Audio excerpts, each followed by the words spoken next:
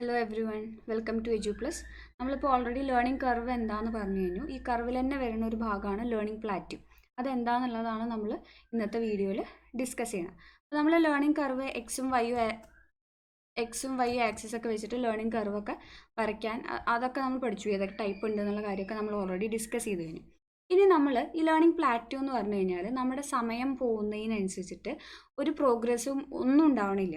നമ്മുടെ എക്സ് ആക്സിസിൽ നമ്മൾ ടൈം കൊടുത്തിട്ടുണ്ടാവും അല്ലേ, അതിനനുസരിച്ചിട്ട് വൈ ആക്സിസിൽ പ്രോഗ്രസ് ഉണ്ടാവും, നമ്മുടെ ലേണിങ്ങിൻ്റെ പ്രോഗ്രസ് ഉണ്ടായിരിക്കും. അപ്പോൾ ഈ സമയം ഈ എക്സ് ആക്സിസിൽ ഇങ്ങനെ നീങ്ങി പോകുന്നതിനനുസരിച്ചിട്ട് ഈ കർവിന് വൈ ആക്സിസിന് ഇതായിട്ട് കറസ്പോണ്ടിങ് ആയിട്ട് ഈ വൈയിന് എന്തെങ്കിലുമൊക്കെ ഒരു വ്യത്യാസം വരണം.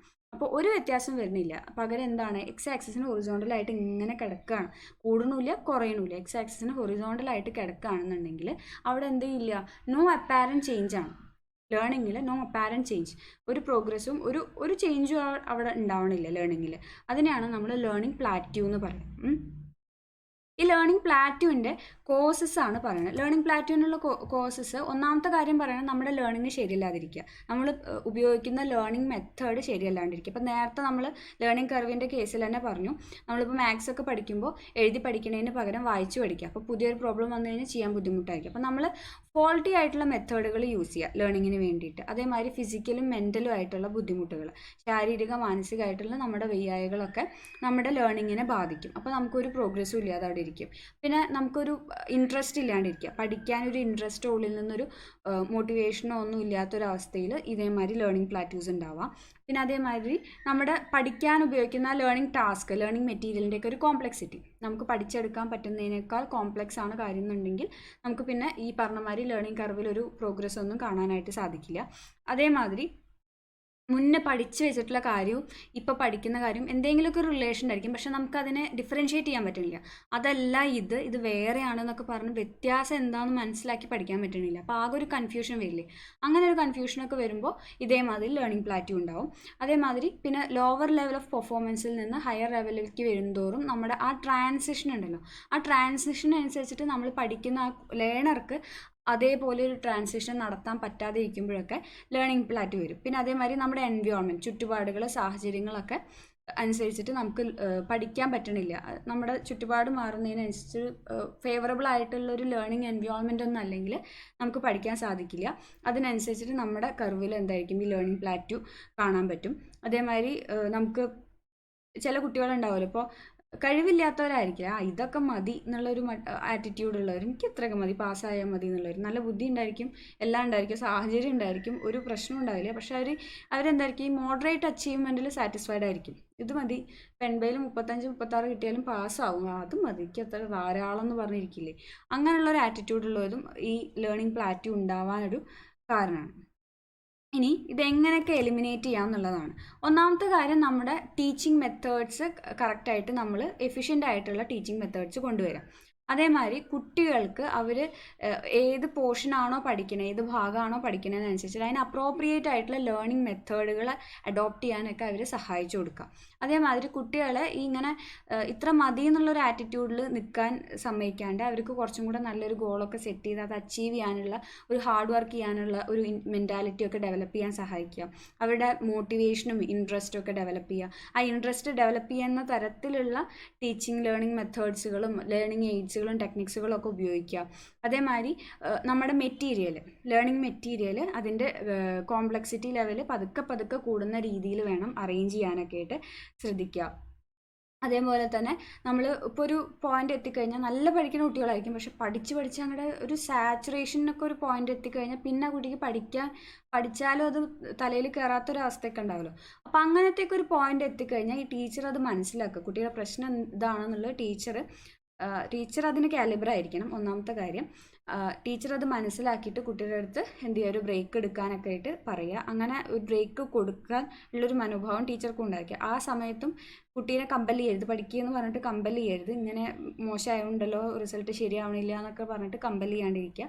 അപ്പോൾ ഒരു ബ്രേക്ക് എടുത്തു കഴിഞ്ഞാൽ എന്തായി, പിന്നെ പഠിക്കുമ്പോൾ കുറച്ച് ശരിയായിരിക്കും, കുറച്ചും കൂടെ അവർക്ക് പ്രോഗ്രസ് ഉണ്ടാവാനായിട്ട് സാധിക്കും.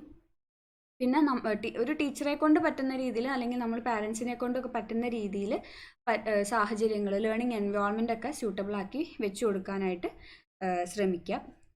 ഇത്രയൊക്കെയാണ് ഫാക്ടേഴ്സ് നമ്മുടെ ലേണിംഗ് പ്ലാറ്റ്യൂവിനെ എലിമിനേറ്റ് ചെയ്യാൻ വേണ്ടിയിട്ടുള്ള ഫാക്ടേഴ്സ് അത്രയാണ്.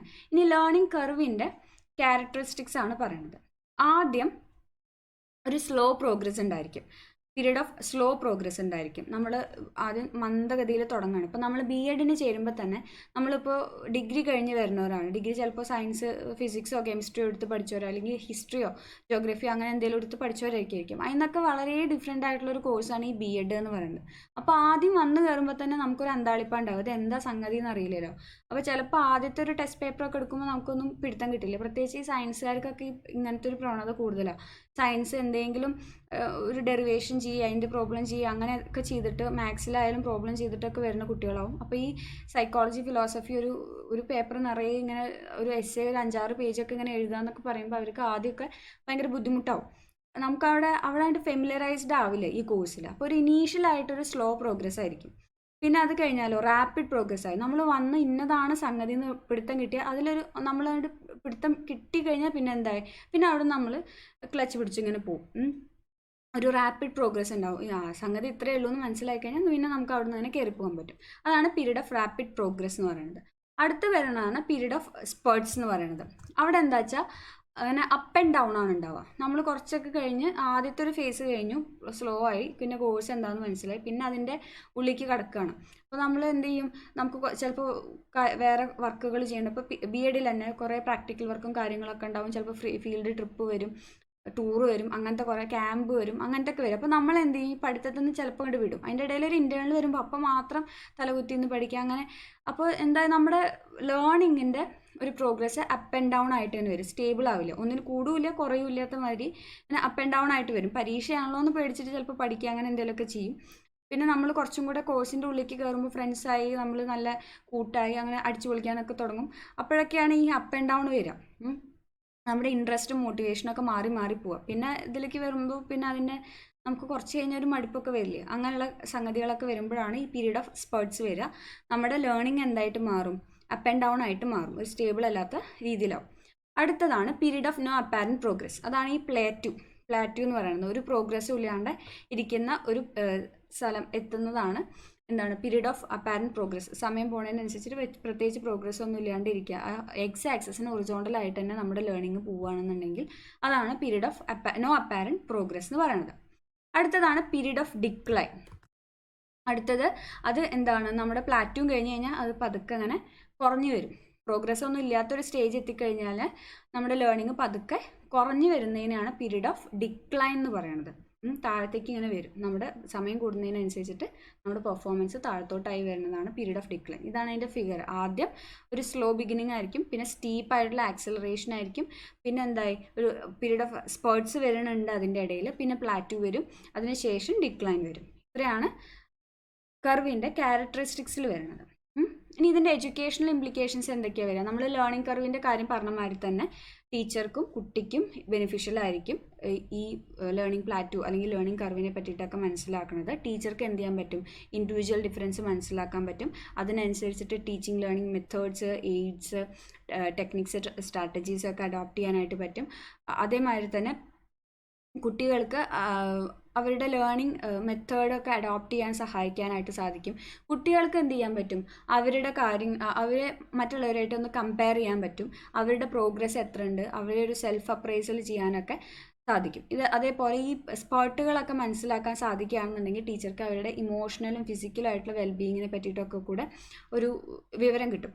ഇപ്പോൾ പ്രത്യേകിച്ച് ഇങ്ങനെ അൺയൂഷ്വൽ ആയിട്ടുള്ള ഫ്ലക്ച്വേഷൻ ഇങ്ങനെ ഇടയ്ക്കിടയ്ക്ക് കണ്ടുകൊണ്ടിരിക്കുക വെച്ചാൽ ടീച്ചർ എന്ത് ചെയ്യണം, കുട്ടീനെ പറ്റിയിട്ട് കൂടുതലായിട്ട് വിവരങ്ങൾ മനസ്സിലാക്കണം. ചിലപ്പോൾ എന്തെങ്കിലും വീട്ടിൽ എന്തെങ്കിലും പ്രശ്നം ഉണ്ടാവുക അങ്ങനെ എന്തെങ്കിലുമൊക്കെ ഉണ്ടാവും. അപ്പോൾ അതിനൊക്കെ മനസ്സിലാക്കിയിട്ട് അതിനൊക്കെ ഒരു മെൻ്റൽ സപ്പോർട്ടൊക്കെ കൊടുക്കാൻ പറ്റുകയാണെങ്കിൽ ആ കുട്ടിക്ക് ചിലപ്പോൾ നല്ലൊരു പ്രോഗ്രസ് ഒക്കെ ഉണ്ടാക്കാനായിട്ട് സാധിക്കും. അപ്പോൾ അതിനൊക്കെ ഈ ലേണിംഗ് കർവിനെ വെച്ചിട്ട് മനസ്സിലാക്കുകയാണെന്നുണ്ടെങ്കിൽ ഒരു ടീച്ചർക്ക് സാധിക്കും. അതേമാതിരി കുട്ടികൾക്ക് എന്ത് ചെയ്യാൻ പറ്റും, പരസ്പരം കമ്പയർ ചെയ്യാം. ചില കുട്ടികൾ ഇനീഷ്യൽ പ്രോഗ്രസ് ഉണ്ടാവില്ല, പക്ഷേ പിന്നെ കൂടി വരും, ചിലർ നേരെ തിരിച്ചായിരിക്കും. അതിനൊക്കെ വെച്ച് കമ്പയർ ചെയ്തിട്ട് ഓരോരുത്തരുടെയും ലേണിംഗ് സ്ട്രാറ്റജീസ് മാറ്റണമെങ്കിൽ മാറ്റാം. അതിനനുസരിച്ചിട്ടൊക്കെ എങ്ങനെയൊക്കെയാണ് പ്രോഗ്രസ്സിനനുസരിച്ചിട്ട് മാറ്റേണ്ടത് വെച്ചാൽ അതൊക്കെ ചെയ്യാം. ഇത്രയാണ് അതിൻ്റെ എഡ്യൂക്കേഷണൽ ഇംപ്ലിക്കേഷൻസ് വരുന്നത്. ഇത്രേ പറയാനുള്ളൂ ലേണിംഗ് പ്ലാറ്റ്യൂവിൽ. ലേണിംഗ് പ്ലാറ്റ്യൂ എന്ന് പറഞ്ഞു കഴിഞ്ഞാൽ എന്താണ്, നമ്മുടെ സമയത്തിനനുസരിച്ചിട്ട് സമയം പോകുന്നതിനനുസരിച്ചിട്ട് ലേണിങ്ങിൽ ഒരു പ്രോഗ്രസ്സും ഇല്ല. No apparent change in learning ആണെന്നുണ്ടെങ്കിൽ അതിനെയാണ് നമ്മൾ ലേണിംഗ് പ്ലാറ്റ്യൂ എന്ന് പറയുക.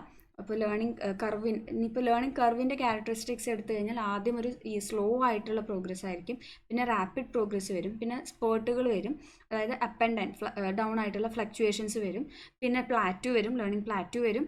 അതായത് ഒരു ചേഞ്ചും ഇല്ലാണ്ട് ഒരു പ്രോഗ്രസ്സും ഇല്ല, നോ പ്രോഗ്രസ് ആയിട്ട് ഇരിക്കുന്നതാണ് ലേണിംഗ് പ്ലാറ്റ്യൂ. അതിനുശേഷം ഡിക്ലൈൻ വരും, താഴത്തോട്ടൊരു ലേണിംഗ് സമയം പോകുന്നതിനനുസരിച്ച് താഴത്തോട്ടൊരു ഇത് വരും. ഇത്രയാണ് എൻ്റെ ക്യാരക്ടറിസ്റ്റിക്സ് ഒക്കെ പറയാനുള്ളത്. ചെറിയൊരു വീഡിയോ ആണ്. ഇനി എന്തെങ്കിലും ഡൗട്ട് ഉണ്ടെങ്കിൽ നിങ്ങൾ കമൻറ്റ് ചെയ്ത് ചോദിക്കും. Thank you.